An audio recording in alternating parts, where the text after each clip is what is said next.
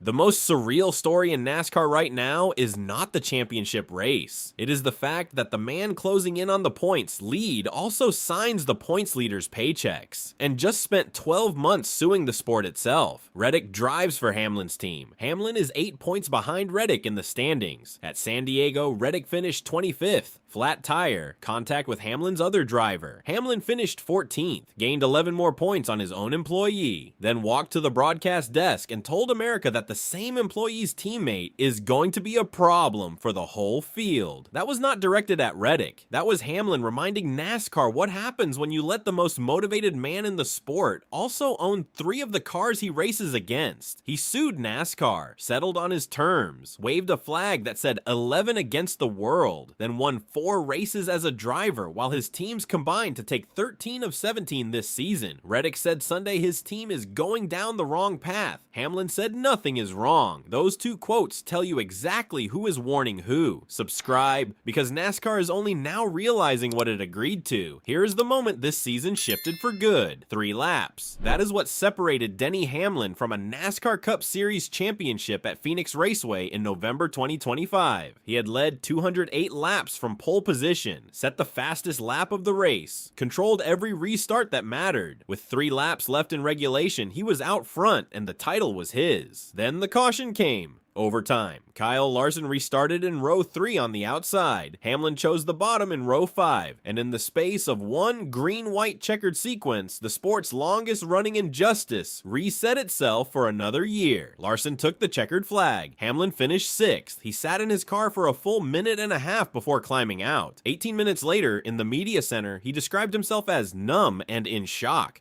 Not because he expected to lose, but because he had done everything right and still did not win. Before that race, Hamlin had told the Associated Press something that landed differently once the results came in. His father, Dennis, 75, had been terminally ill and could not travel to Phoenix. "I know for a fact this is my last chance for my dad to see it," Hamlin said. "I don't want him going and never getting to see the moment." His crew chief, Chris Gale, told him over the radio after his 60th career win at Las Vegas in October, "We all know you earned that one for your dad. We all know." That Vegas win had been the emotional peak of a career defined by almost moments. Phoenix was supposed to be the resolution. It was not. 5 weeks after Phoenix, on December 28th, Hamlin's parents' home in Gaston County, North Carolina, caught fire on their 52nd wedding anniversary. His father died from his injuries at a hospital in Gastonia. His mother, Mary Lou, survived with catastrophic burns and was transferred to a burn center in Winston-Salem. When Hamlin went to the destroyed property, he searched through the rubble looking for anything salvageable. He aggravated a shoulder injury doing it. He told reporters before the 2026 season that he would have liked a few more months before racing again. He did not get them. Daytona was 5 weeks away. The reasonable expectation for a 45-year-old man carrying that weight into a new season was a quiet rebuild. Solid finishes, emotional processing, a year to stabilize before his final contract year in 2027. What actually happened was the most dominant stretch of driving of his entire career. The reason, he has said, traces back to a conversation with Michael Jordan. After the championship heartbreak, Jordan told Hamlin something that relit the fire. The specifics of that conversation have not been made public, but the results have been very visible.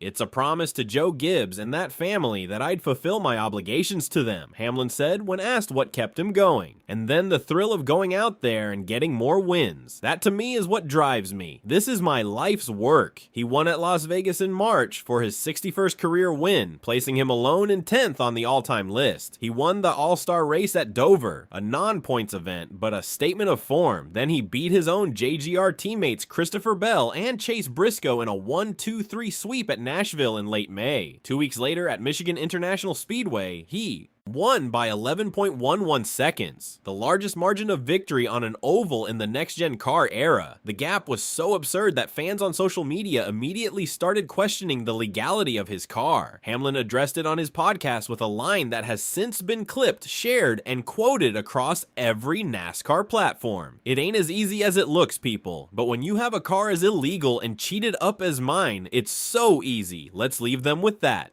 Sarcasm delivered like a man who knows the post-race inspection will come back clean. It did. The week after Michigan, the series came to Pocono. Hamlin has won there more than any driver in Cup Series history. He won again, his 64th career victory, his 8th at the Tricky Triangle, his 3rd straight race win overall. In doing so, he passed the late Kyle Busch into sole possession of 9th on the all-time wins list, and he became the first driver since Darrell Waltrip in 1981 to win 3 consecutive Cup races. The only other drivers to accomplish that feat are Richard Petty, Bobby Allison, and Waltrip, all NASCAR Hall of Famers. After the race, when asked about the significance, Hamlin made his position on the title chase clear.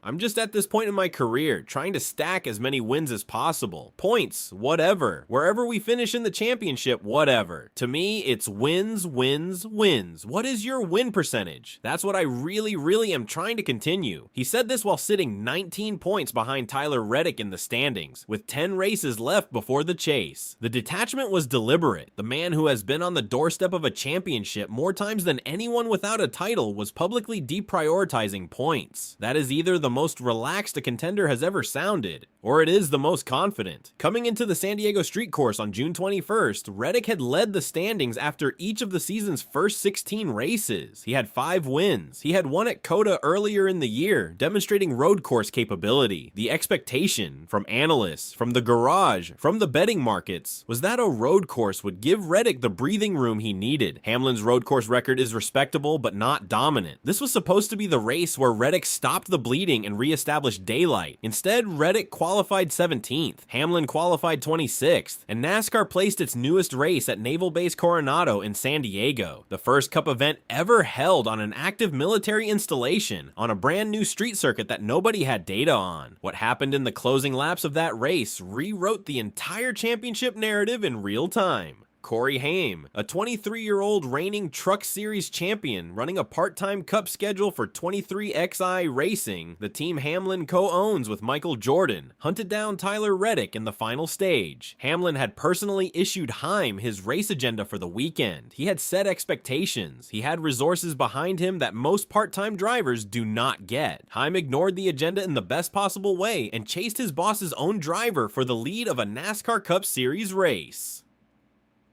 The two of them went side by side. Haim made a clean pass. Reddick, to his credit, did not respond with aggression. Hamlin later pointed to that moment specifically, saying it speaks a lot to the character of Tyler Reddick. But in the chaos of the late restart, Reddick made contact with Haim and cut his own left front tire. He fell to 25th. His day was over. Hamlin crossed in 14th, added 11 more points to his deficit column, and then did something that the garage is still processing. He walked to the Prime Video broadcast desk, calm, smiling. He was asked whether Haim's victory or the point swing made him happier. He deflected the personal question entirely and said of Haim, "He's been good at road course racing anyway. He's going to be a problem." That sentence was framed as a compliment about a young driver. It was not. It was a man who just won a race as an owner, gained ground in the standings as a driver, and simultaneously announced that his organization has another weapon in development that the field has not accounted for yet. In one broadcast appearance, Hamlin operated as driver, team owner, and talent evaluator simultaneously, and made the entire garage look like it was playing a different game. Reddick's post-race press conference was the contrast that made Hamlin's composure land so hard. "We're going down the wrong path right now, and we need to stop it," Reddick said. "We're just not getting the job done, not winning races, not having good point days. We've got to figure it out." A 35th at Michigan, his first DNF of 2026, had already cost him momentum. San Diego took another chunk. The lead that once exceeded 100 points now sits at 8, and the points leader sounds, for the first time all season, like a man reacting to events rather than creating them. To understand why Hamlin's warning lands the way it does, you need to go back further than this season. In October 2024, Hamlin and Michael Jordan's 23XI Racing, alongside Front Row Motorsports, filed an antitrust lawsuit against NASCAR challenging the charter agreement structure. NASCAR responded by effectively freezing freezing them out of charter status while the case proceeded. Hamlin went to Martinsville, won, and waved a flag from his car window that read 11 against the world. Fans debated whether it was bold or desperate. The lawsuit went to trial in December 2025, ran for 8 days, and settled on terms that included a financial payment to the suing teams and revisions to the charter agreement. Hamlin won. He got back in his car, and then he started winning races at a rate that has made Toyota's manufacturers feel like a rounding